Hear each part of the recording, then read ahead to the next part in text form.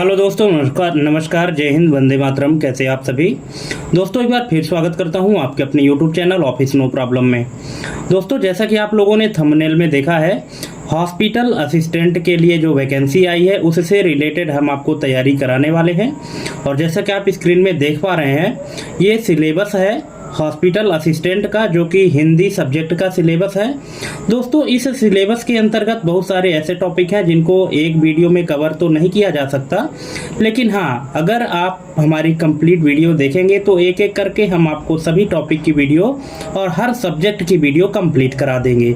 तो दोस्तों, आज इस सिलेबस में हम जानने वाले हैं। देखिए, जैसा कि आप देख पा रहे हैं रेड बॉक्स के अंदर, हिंदी में जो काव्य खंड है, सूरदास के पद, तुलसीदास, राम लक्ष्मण परशुराम संवाद, देव, जयशंकर प्रसाद, निराला और नागार्जुन, इनसे रिलेटेड जो हम आपको टोटल 100 एमसीक्यू कराने वाले हैं। तो आज टोटल 100 एमसीक्यू आपको कंप्लीट करने हैं और आप कमेंट करके ज़रूर बताइएगा कि आपको हमारे ये क्वेश्चन कैसे लगे। और अगर आपको सिलेबस वाइज कंप्लीट वीडियो चाहिए तो आप हमारे चैनल को सब्सक्राइब करके बेल आइकन प्रेस कर लीजिएगा। तो चलिए देरी ना करते हुए शुरू करते हैं। जैसे और दोस्तों, यहाँ पे ये जो गणित का, विज्ञान का, सामाजिक विज्ञान और अंग्रेजी, इन सब का जो सिलेबस है ये भी हम आपको यहाँ पे दिखा देते हैं। हालांकि आपको ईएसवी की वेबसाइट में भी ये सिलेबस मिल जाएगा। इन सब की वीडियो हम आपको बारी बारी से उपलब्ध कराएंगे, लेकिन आप हमारे चैनल को जब सब्सक्राइब करके बेल आइकन प्रेस कर लेंगे तभी आपको मिल पाएगा। ठीक है, तो चलिए देरी ना करते हुए हम आपको शुरू करते हैं यहाँ से हिंदी का टॉपिक। जैसा कि आप स्क्रीन में पहला क्वेश्चन देख रहे हैं, उद्धव तुम हव अति बड़ भागी में गोपियों द्वारा कौन सा भाव व्यक्त किया गया है? यहाँ पे 4 ऑप्शन दिए गए हैं। पहला है प्रशंसा का भाव, दूसरा है उपालंभ, ये इसको दूसरे भाषा में या दूसरा शब्द इसके लिए व्यंग भी है, उपालंभ को व्यंग भी कहते हैं। उपालंभ का भाव, ईर्ष्या का भाव, प्रेम का भाव। तो दोस्तों, इसका करेक्ट आंसर क्या हो जाएगा? अगर आपको पता है तो कमेंट करिएगा, और नहीं पता तो देख लीजिए। इसका करेक्ट आंसर हो जाएगा ऑप्शन नंबर बी, उपालंभ यानी व्यंग का भाव। उद्धव तुम हव अति बड़ भागी में जो गोपियों द्वारा व्यक्त किया गया है भाव, वो व्यंग का भाव व्यक्त किया गया है। ठीक है, चलिए नेक्स्ट क्वेश्चन देख लेते हैं। परशुराम के अनुसार लक्ष्मण किसके वशीभूत होकर शिव धनुष को सामान्य धनु ही कह रहे हैं? तो इसका करेक्ट आंसर हो जाएगा ऑप्शन नंबर सी, काल यानी मृत्यु के। नेक्स्ट है, देव कपि ने पायन नुपुर मंजू बजय सवैया में किसका चित्रण किया है? वसंत ऋतु का, राधा के सौंदर्य का, प्रकृति की व्यापकता का, या श्री कृष्ण के राजसी रूप का? तो दोस्तों, इसका करेक्ट आंसर हो जाएगा option number D, Shri Krishna के राजसी रूप का उन्होंने चित्रण किया है। नेक्स्ट है, जयशंकर प्रसाद ने अपनी आत्मकथा को किसके समान बताया है? तो ये बताया है दोस्तों, भोली और साधारण। ऑप्शन नंबर बी इसका करेक्ट आंसर हो जाएगा। दोस्तों, एग्जाम में जो क्वेश्चन आएंगे हिंदी में, वो इसी से रिलेटेड कुछ मिलते जुलते क्वेश्चन आएंगे। हम ये नहीं कहते कि एग्जैक्ट यही क्वेश्चन आएंगे, लेकिन हाँ, जो क्वेश्चन का लेवल रहेगा वो यही रहेगा। ठीक है, और अगर आपकी कोई क्वेरी है तो आप कमेंट करके पूछ भी सकते हैं। चूंकि एग्जाम का डेट नज़दीक है, 26 जून से पेपर के लिए जो टेंटेटिव डेट दिखाया है, उसी के आधार पर अभी आपको तैयारी करनी है। ठीक है, चलिए नेक्स्ट क्वेश्चन देख लेते हैं। उत्साह कविता में निराला बादलों से क्या करने का आग्रह करते हैं? तो ये करते हैं दोस्तों ऑप्शन नंबर ए, गरजने और बरसने का। दोस्तों, यहाँ पे हम आपको 4 ऑप्शन में से सिर्फ करेक्ट ऑप्शन जो है तो बता रहे हैं। बाकी अगर आप चारों ऑप्शन पढ़ना चाहते हैं तो वीडियो पॉज करके पढ़ सकते हैं। ठीक है, चलिए नेक्स्ट क्वेश्चन है, यह दंतुरित मुस्कान कविता में पलाश के समान किसे बताया गया है? तो ये बताया गया है, इसका करेक्ट आंसर हो जाएगा ऑप्शन नंबर डी, बच्चे की मुस्कान को। ऑप्शन नंबर डी इसका करेक्ट आंसर हो जाएगा। नेक्स्ट है, गुर चाटी ज्यों पागी पंक्ति में पागी शब्द का सटीक अर्थ क्या है? तो इसका अर्थ है चिपक जाना या लिपटना। ऑप्शन नंबर बी इसका करेक्ट आंसर हो जाएगा। नेक्स्ट है, परशुराम ने सूर्य वंश का कलंक किसे कहा है? तो ये कहा है लक्ष्मण को। ऑप्शन नंबर सी इसका करेक्ट आंसर हो जाएगा। नेक्स्ट है, देव की कविता में मदन महीप का बालक किसे कहा गया है? तो ये कहा गया है दोस्तों बसंत को। ऑप्शन नंबर सी इसका करेक्ट आंसर हो जाएगा। नेक्स्ट है, प्रसाद जी के अनुसार उनकी सुख की स्मृति अब क्या बन गई है? तो ये बन गई है पाथेय, यानी रास्ते का संबल। ऑप्शन नंबर ए इसका करेक्ट आंसर हो जाएगा। नेक्स्ट है, अट नहीं रही है कविता में किस ऋतु की मादकता का वर्णन किया गया है? तो ये किया गया दोस्तों फागुन ऋतु का। ऑप्शन नंबर सी इसका करेक्ट आंसर हो जाएगा। नेक्स्ट है, नागार्जुन ने फसल को हाथों के स्पर्श की गरिमा क्यों कहा है? तो इसका रीजन है ऑप्शन नंबर बी, क्योंकि इसमें किसान का श्रम शामिल होता है, इसलिए ऑप्शन नंबर बी इसका करेक्ट आंसर हो जाएगा। नेक्स्ट है, गोपियों ने योग साधना को किसके समान माना है? तो ये माना है कड़वी ककड़ी। Option number A. नेक्स्ट है, लक्ष्मण ने कुम्हड़ बतिया यानी झुई मुई का फल का उदाहरण क्यों दिया है? तो ये दिया है स्वयं को निर्भीक सिद्ध करने के लिए। Option number B. नेक्स्ट है, देव के अनुसार चांदनी रात में आकाश किसके समान पारदर्शी लग रहा है? तो ये लग रहा है स्फटिक शिला के समान। Option number B. नेक्स्ट है, आत्मकथ्य कविता में मधुप किसे कहा गया है?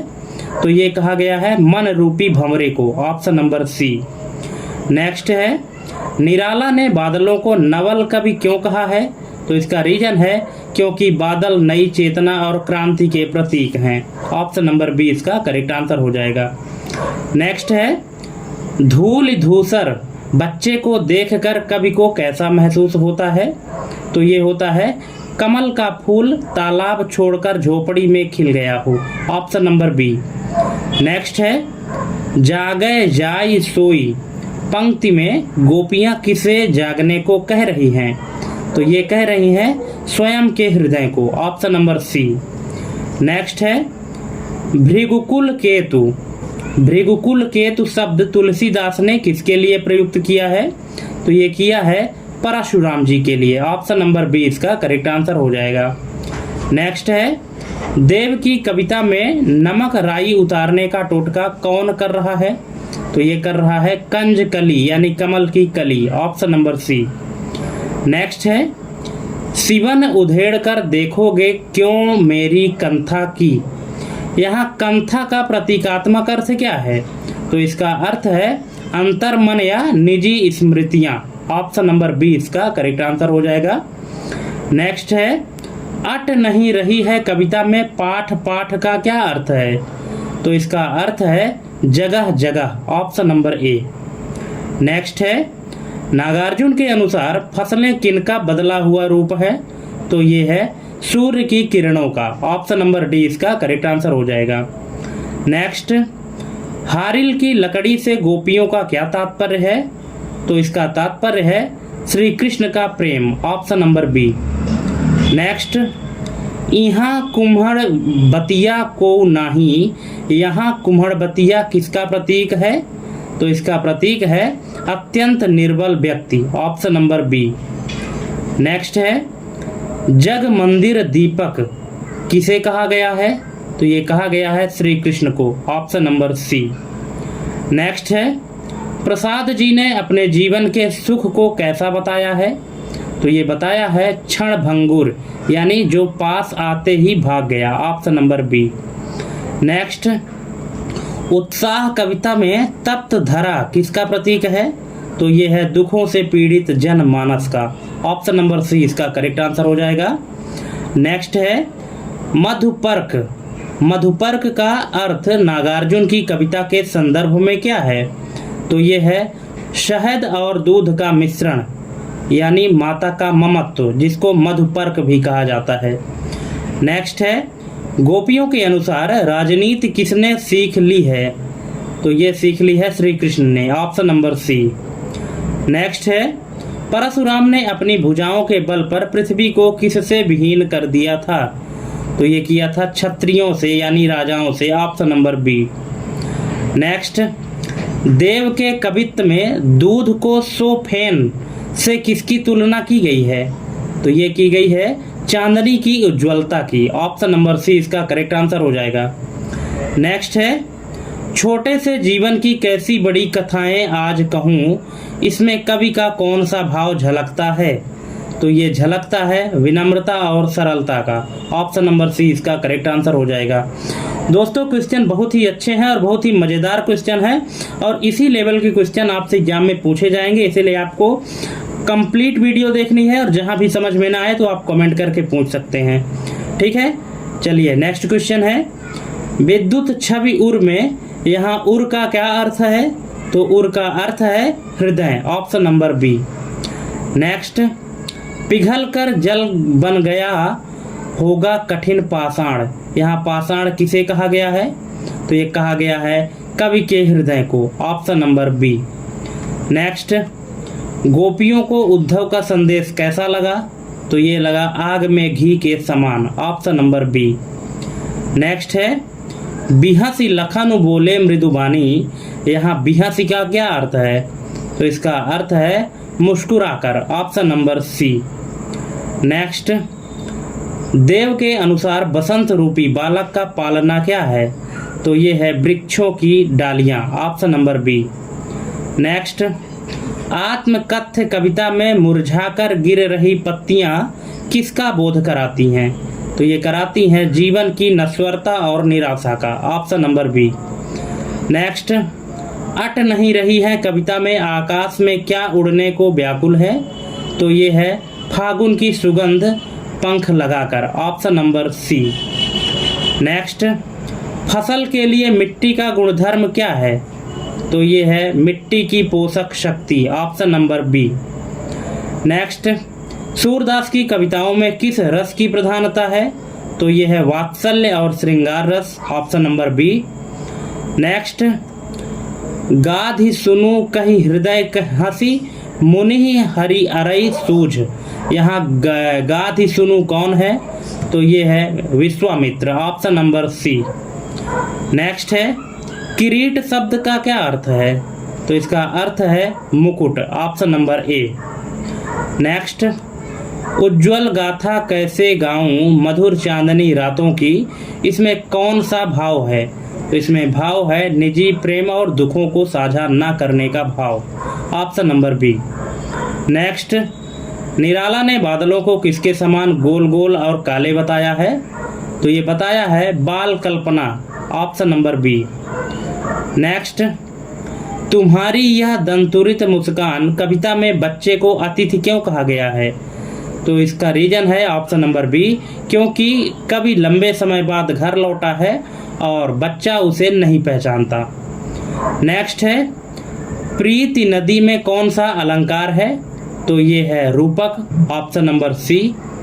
नेक्स्ट है, कोटि कुलिस सम बचन तुम्हारा, यह कथन किसके लिए कहा गया है? तो ये कहा गया है लक्ष्मण ने परशुराम के लिए। Option number A. नेक्स्ट है, पवन झुलावे के की कीर बतावे, यहाँ कीर का क्या अर्थ है?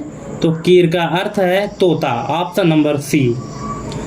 नेक्स्ट है, जयशंकर प्रसाद ने अपनी आत्मकथा न लिखने का मुख्य कारण क्या बताया है? तो ये बताया है ऑप्शन नंबर बी कि उनका जीवन साधारण है और वे अपनी दुर्बलताओं का उपहास नहीं करवाना चाहते। नेक्स्ट है, वज्र छिपा नूतन कविता फिर भर दो, यहाँ वज्र का क्या संकेत है? तो इसका संकेत है विनाश और परिवर्तन की शक्ति। Option number B. नेक्स्ट है, फसल क्या है?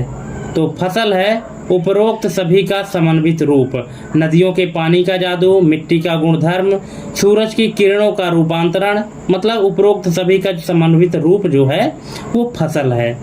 नेक्स्ट है, मन की मन ही मांझ रही, इस पंक्ति का क्या अर्थ है? तो इसका अर्थ है कि मन की बात मन में ही रह गई। Option number B.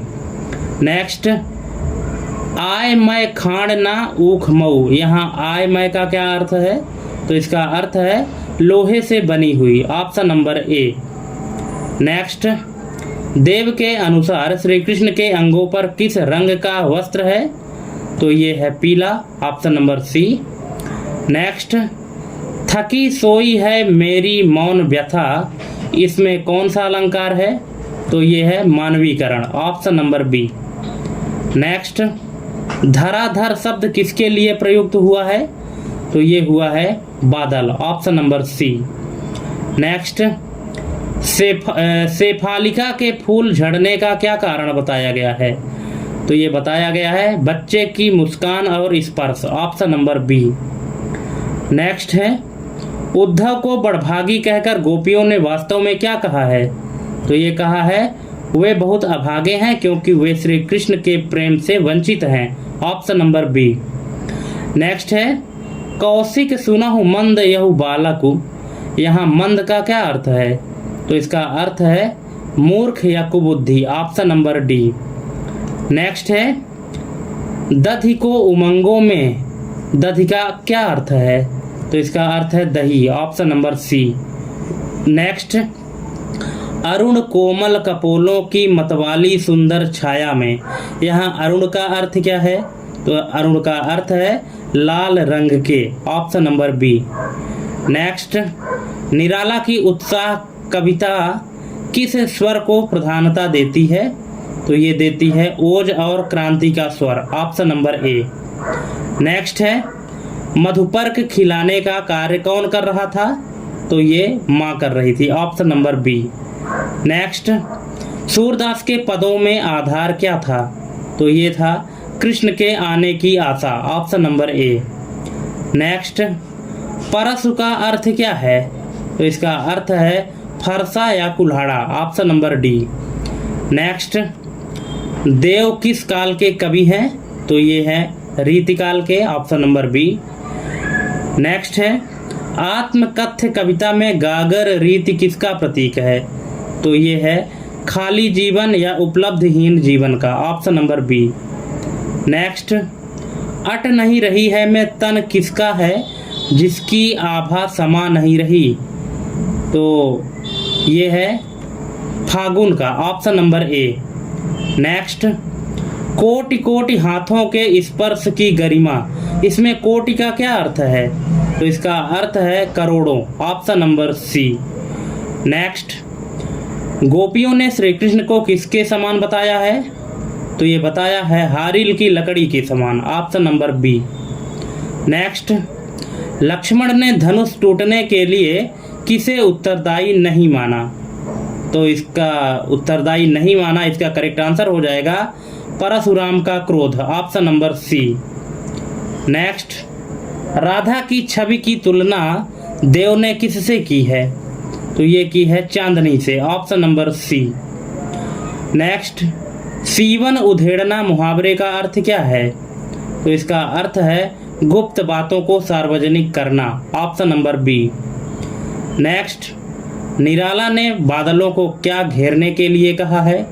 तो ये कहा है पूरा आकाश यानी गगन, ऑप्शन नंबर बी। नेक्स्ट, छू गया कि तुमसे झरने लग पड़े शेफालिका के फूल, इसमें कौन सा रस है? तो इसमें है वात्सल्य रस, ऑप्शन नंबर डी। नेक्स्ट, अपरस रहत स्नेह तगातें, यहाँ तगा का अर्थ क्या है? तो इसका अर्थ है धागा या बंधन, ऑप्शन नंबर डी।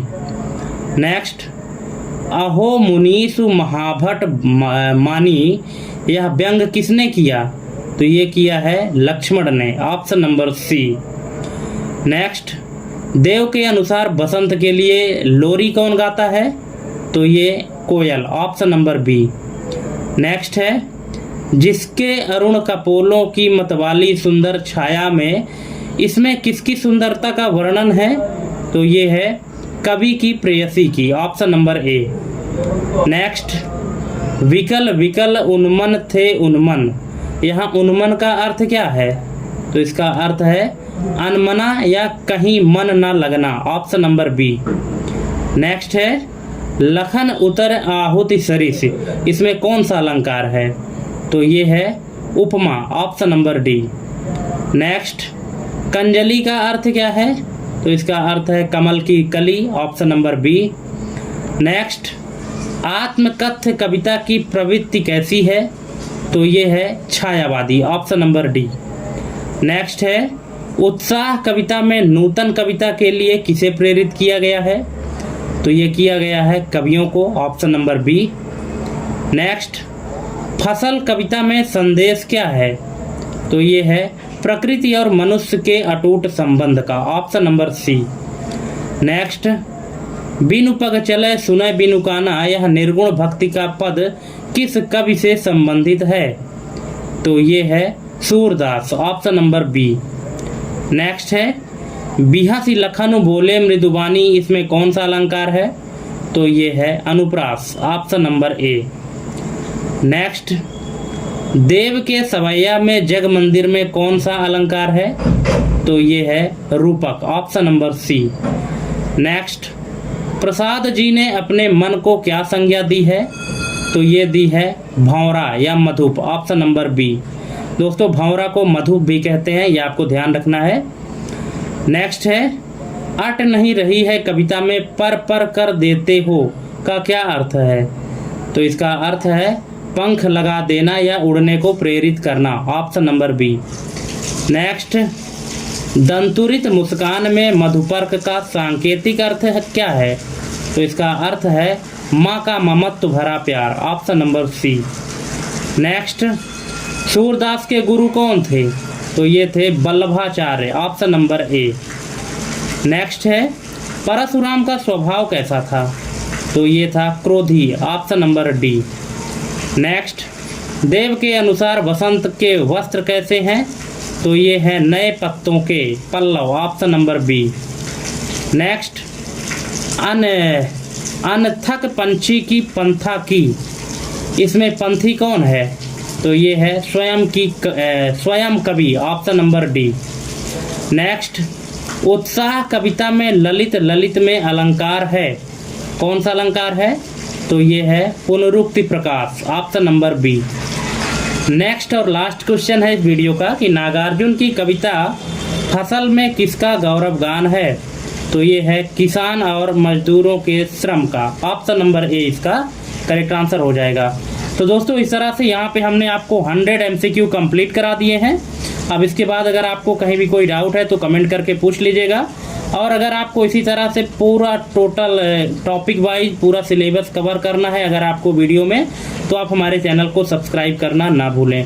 ठीक है, तो थैंक्स फॉर वाचिंग आज की हमारी एक कंप्लीट वीडियो देखने के लिए, और अगर वीडियो अच्छी लगी हो तो चैनल को सब्सक्राइब करना ना भूलें।